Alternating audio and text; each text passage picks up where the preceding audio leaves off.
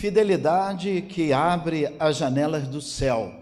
Fidelidade que abre as janelas do céu. Por que o Senhor fala para o seu povo? Por que o Senhor fala para o povo de Israel, que era o xodó, que era menina dos olhos de Deus? Por que o Senhor fala para esse povo, que esse povo estava roubando a ele? Como alguém pode roubar a Deus? Como é possível roubar a Deus? Deus onisciente, onipresente, conhece todas as coisas. Como roubar a Deus? E nessa manhã eu quero falar o que levou o povo de Israel a viver essa apatia, a viver esse momento em que eles estavam desanimados a ponto de apostatar da sua fé. O povo havia sido levado por Nabucodonosor, tinha saído da esplendorosa Jerusalém.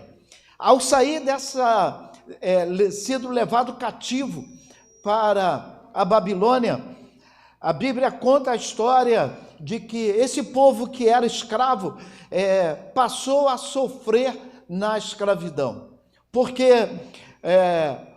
Nabucodonosor havia sido vencido. Agora, depois ele morre, o seu filho Belsazar assume. E quando Belsazar estava reinando no lugar de Nabucodonosor, a Bíblia diz que os medo-persas entraram na Babilônia e dominaram a Babilônia. O povo de Israel era escravo do povo da Babilônia. Agora eles são escravos dos escravos. O povo da Babilônia é escravo dos medo-persas e eles são escravos do povo da Babilônia. Então, ou seja, como diz o ditado, achou que não dava para piorar, piorou. Agora eles não são mais escravos de um povo, mas eles são escravos de um povo que é escravo também. A Bíblia conta que é nesse cenário de total desânimo, depois de um período longo, esse povo volta através de Esdras, através de Neemias, através de muitos que Deus usou, através do próprio Ciro, que foi instrumento nas mãos de Deus, mesmo não pertencendo ao povo de Israel, para que o povo de Israel voltasse à sua terra. Mas quando eles voltam, a expectativa era, pronto, estamos na nossa terra, o esplendor, Deus vai agir, a mão do Senhor vai acontecer, e aquilo vai acabar, o reino vai ser restaurado, o glamour da era de Davi vai voltar, nós seremos respeitados, nós teremos vitória. Nada daquilo acontece. Saíram da Babilônia, voltaram para Jerusalém e quando chegam encontram uma cidade totalmente destruída, uma cidade totalmente sem perspectiva de futuro. E o Senhor começa a trabalhar com esse povo. Agora, a expectativa que tinha de um Deus poderoso, o tempo vai passando, aquilo que ardia o coração começa a derreter. E este povo começa a olhar para os sacerdotes, olhar para os levitas, olhar para aqueles que deveriam ser exemplos para os políticos da época. Então agora esse povo vê os próprios roubando, os próprios abandonando a Deus, os próprios cuidando dos seus interesses. É nesse cenário que o profeta Malaquias fala com o povo, dizendo que o Senhor faz advertência, porque esse povo havia feito infidelidade conjugal, casando-se com mulheres que não eram da vinda do povo de Israel. Capítulo 2 fala do castigo dos sacerdotes. Por que eles estavam sendo castigados? Porque eles que teriam que dar o exemplo. Eles eram primeiro a agir de maneira errada. E é nesse contexto de maus exemplos, de decepção com a fé, decepção com a igreja, decepção com o pastor, decepção com os líderes religiosos. Esse povo, eles começam a lançar para Deus, pagar a fatura. Então, ou seja, eu erro, eu sou o errado, mas a irmã Sara, o pastor errou, aí a Sara, em vez de louvar, vem para o culto, mas eu não vou louvar. O pastor errou e ela fica boca calada. Aí vem a Terezinha, o pastor errou, ao invés de dizimar, ao invés de fazer a parte dela, eu também não faço. Ou seja, os sacerdotes erraram, o povo pecou, o povo estava vivendo aquilo que havia plantado, mas quem estava pagando a fatura era Deus. Eles deixaram de dizimar. Deixaram de dizimar. Já vi muitos crentes dizendo assim, olha, eu não concordo com a minha igreja, está tendo muita coisa estranha, está errado, tem muita coisa esquisita lá acontecendo, eu não estou dando mais o meu dízimo lá, eu não estou mais dizimando. Nada justifica a minha fidelidade ao Senhor, porque se eu entrego, aí aqueles que administram, usam de maneira leviana, entenda que o Deus dessa igreja vai cobrar. Porque a Bíblia diz que o Deus é o mesmo ontem, hoje e será eternamente. Existe um pensamento que no passado Deus era o pai severo, no Antigo Testamento, e agora ele virou um vovô bonzinho. Não, ele continua sendo o pai, e continua querendo as coisas erradas. O Deus do Antigo Testamento é o mesmo Deus, ele não muda. O que nos protege é a graça de Jesus. Quando a ira é lançada, eu, coberto com o sangue de Jesus, a maldição não me atinge. Porque agora eu tenho compromisso, Jesus me salvou, Jesus me resgatou, eu posso orar. Ah, pastor, lógico, todo mundo ora. Não, ninguém podia orar, só o sacerdote podia orar. Você está passando por uma dificuldade em casa, você dependia de ir para o sacerdote levar um sacrifício. Se ele tivesse de bom humor, ele orava por você. Isso que nós desprezamos durante a semana toda. Tinha muitos que lutavam, mas não podiam. Não podiam entrar na igreja para adorar, só os levitas, só a família de Levi, só aquela tribo podia louvar. Você pode louvar, você pode cantar, e muitas vezes nós não fazemos. Então, será que esse texto está fora de moda? Ou será que nós continuamos ainda roubando a Deus? Quando nós não louvamos, quando nós não lemos a Bíblia, quando nós não valorizamos o sacrifício de Jesus para que nós tivéssemos novamente acesso a essas grandezas.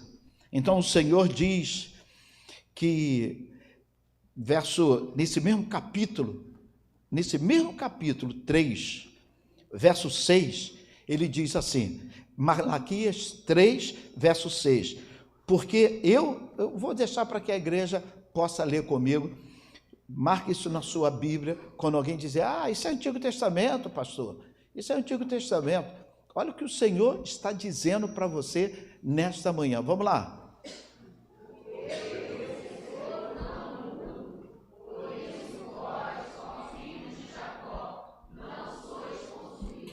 Ele está dizendo, os pais se desviaram, a nação se desviou. Aí ele faz uma pergunta, volte para mim, tornai para mim e eu me tornarei para vós. O verso 7, desde que os vossos pais desviaram-se dos meus estatutos, das minhas ordenanças, e não os guardaste, tornai vós para mim, e eu tornarei para vós. Repita comigo, tornai. Mais uma vez vou dizer, reciprocidade. Reciprocidade. Tenho batido nessa tecla que a Bíblia é cheia de reciprocidade.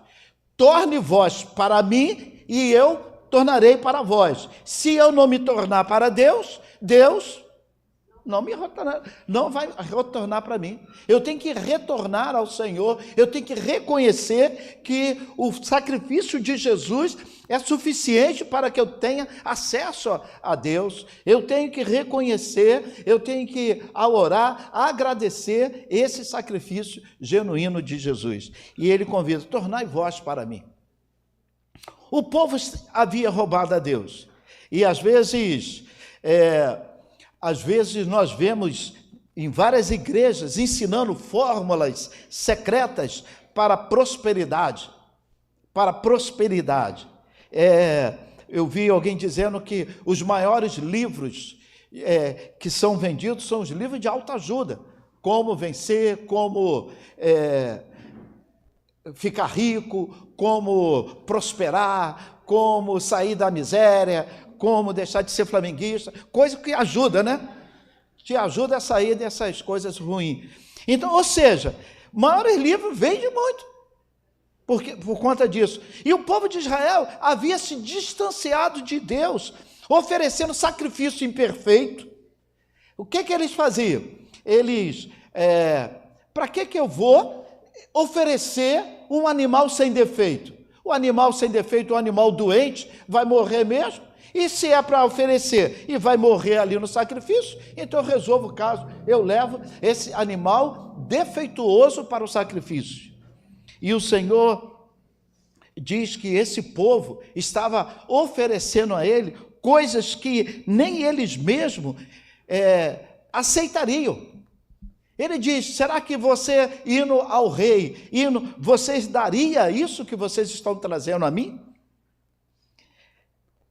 E eles perguntam, Senhor, em que temos te roubado? Às vezes, esse ar de vítima, vitimizando, Senhor, o que temos te roubado?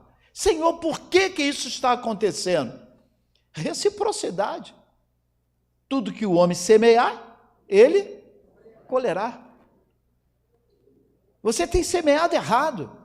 Você tem semeado com amizades perigosas e depois não quer colher lá na frente tragédias? Você tem semeado um flerte?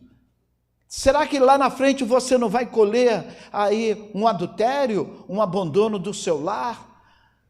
Você tem semeado pensamentos, você não tem repreendido. E a Bíblia diz, é reciprocidade. Ele diz, pensai nas coisas do alto, que abençoa. Tire pensamentos errados da sua cabeça. O diabo não tem como entrar na sua cabeça e botar o pensamento, não.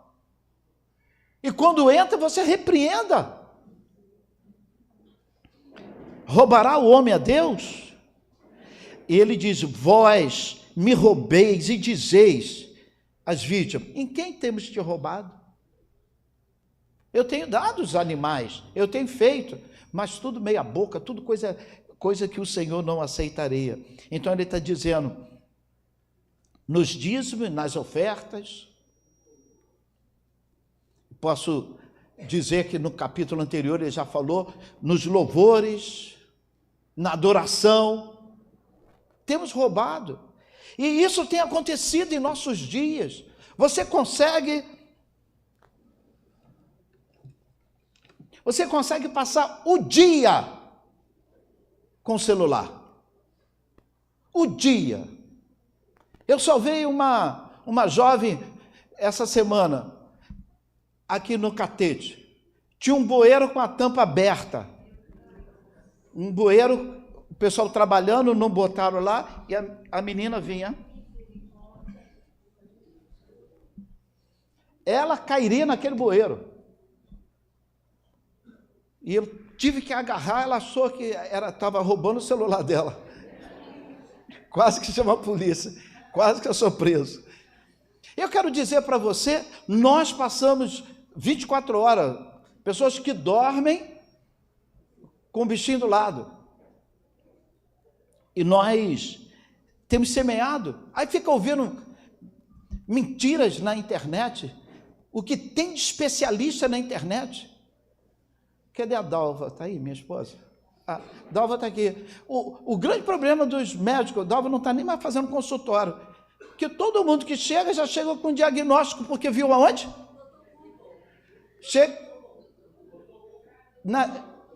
Chega com diagnóstico, porque eu vi isso, porque faz assim, esse remédio não é bom, se passa, não, esse remédio tem efeitos colaterais, todos têm.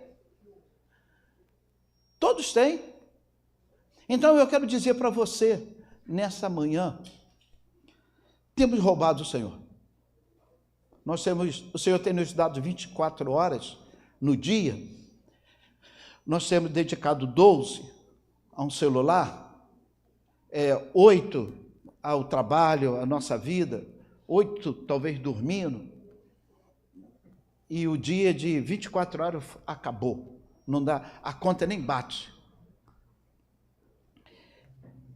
E aí o verso 9 diz assim: porque você semeia dessa maneira, com maldição, sois amaldiçoado.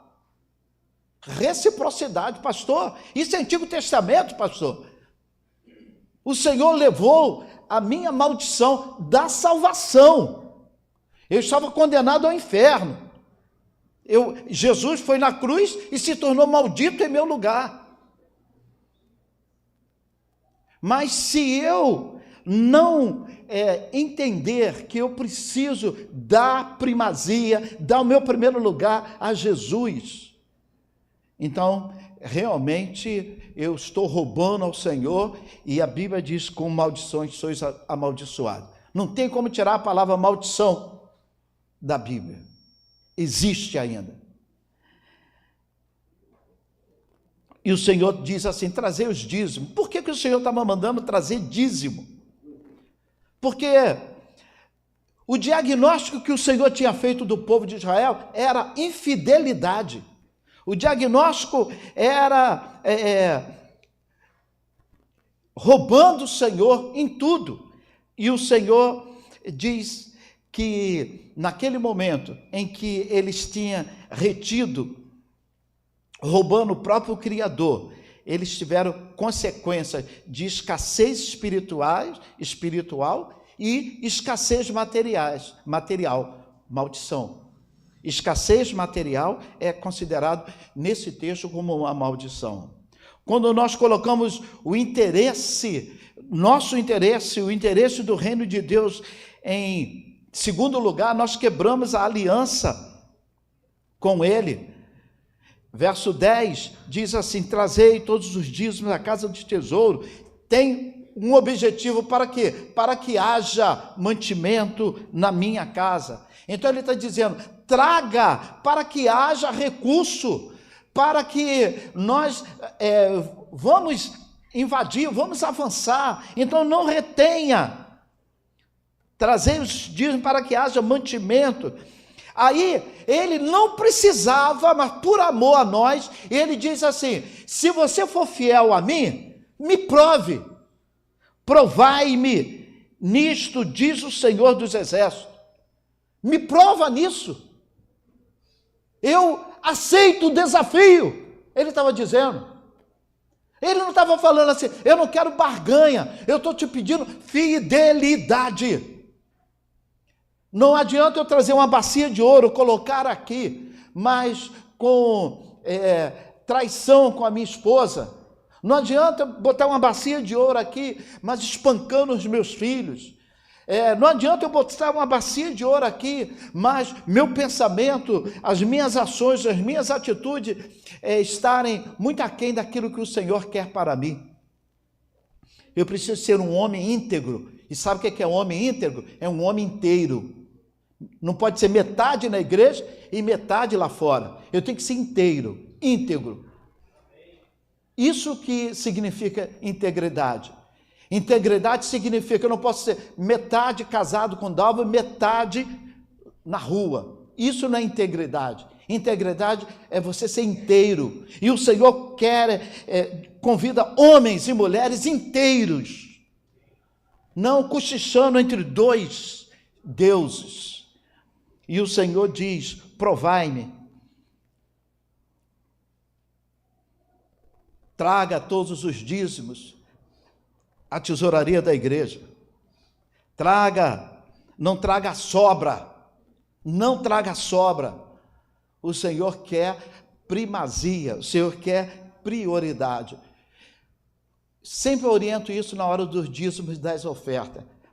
Dízimo não é eu dou para receber, eu já recebi e dou, é o contrário. É uma atitude de gratidão ao Senhor. Existia um filme em que uma pessoa chega numa cidade e a colheita daquela cidade está cada vez minguando, e ele não conseguia entender. Ele trabalhava com a terra, trabalhava, e ele descobriu algo muito interessante, que os pais, ao pegar um exemplo, uma espiga de milho, ele tirava os melhores grãos e os filhos comiam, e os mais minguadinhos, os piores, ele plantava. O que nascia? Cada vez mais uma plantação minguada, cada vez mais uma plantação doentia, porque os melhores eram comidos. O Senhor está fazendo um paralelo a isso. Me honre, que eu vou te honrar. Semeie um grão bom, que você vai ter uma colheita boa. Semeie fidelidade, creia que eu sou Deus provedor. Hoje o Jacques contou uma experiência lá no culto que nós tivemos aqui de 7 horas da manhã, no Amanhecer com Deus. Ele havia sido furtado, levaram sua moto, mas ele nunca tinha perdido a esperança. Eu lembro quando há 3 anos atrás, quando ele me comunicou. E sem mais sem menos, ele já havia desistido. Alguém liga para ele e diz que a moto foi recuperada. E eu fui conversar com ele, mas ela veio inteira? Perfeita, perfeita. Eu quero convidar você. O Senhor está dizendo assim, para que haja mantimento na minha casa. O Senhor quer te dar mantimento na sua casa.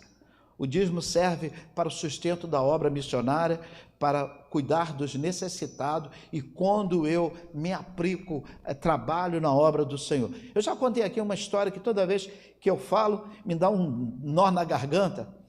Na minha família, eu ouvi às vezes dizendo assim, nós temos, minhas irmãs, tem 7 irmãs, só eu de homem, elas diziam assim, nós temos que Dalva me lembrou disso essa semana, nós temos que nos preparar, porque nós vamos ter que cuidar dos filhos do Eliezer, esse que vos fala. Por quê? Porque ele quer ser pastor, e sabe que pastor, os filhos passam fome. Aquilo me doeu tanto. Criança, aquilo me marcou. Me marcou. E entrei no ministério, mas vou te dizer aos irmãos, até aqui me ajudou o Senhor. Agora mais, as irmãs que falaram que temos que nos preparar para ajudar o pastor Eliezer, eu tenho a alegria de estar ajudando elas. Tenho alegria de ajudar, e uma me mandou um relato que aí a Dalva lembrou disso, cumprimento da promessa. Vale a pena servir ao Senhor, vale a pena. Essas histórias de homens que passaram fome, a família passou fome, provações nós temos. Provações nós temos, dificuldade nós temos, mas o Senhor vai sempre estar suprindo as nossas necessidades.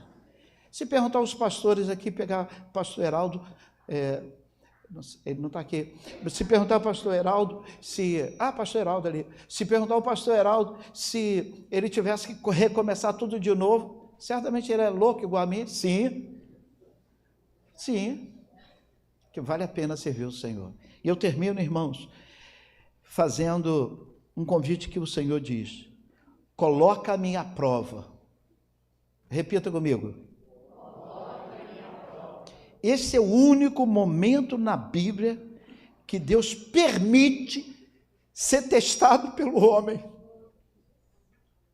O único momento na Bíblia que o Senhor fala assim: me teste, me teste. Não estou falando de dinheiro, irmãos. O dinheiro vem na consequência quando você começa a deixar Deus de lado. Então tudo vai desmoronando, até a sua vida financeira.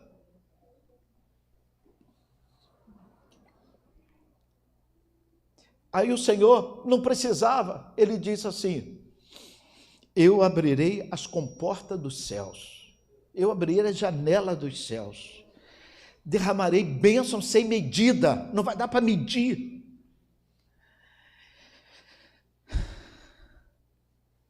Contribuir para o Senhor, irmãos, trabalhar para o Senhor, ajudar lá as crianças de Realengo, ajudar pastor Nélio lá na África, ajudar, eu quero trazer pastor Nélio para o Brasil, ele e a esposa. Estou juntando uma passagem cara, mas eu falei: pastor, não, pastor, vou ajudar. Não, a igreja vai trazer, de vez em quando está vindo umas ofertinhas, e a gente vai chegar lá, vou trazê-lo. O Senhor diz assim: eu abrirei a janela do céu. Eu abrirei a janela do céu. Irmão, nós temos Realengo, Morro dos Prazeres, aqui, igreja aqui do Azul. Nós temos vários locais em que a palavra de Deus tem sido implementada. Eu convido a você nesse momento a não fazer barganha, mas tenha fé. Trabalhar para o Senhor, cooperar com o Senhor, honrar a Deus, as provisões virão e nós veremos o resultado. Que o Senhor complete sua palavra nessa manhã e que a alegria de cooperar com a obra dele seja grande, porque ele é um Deus grande.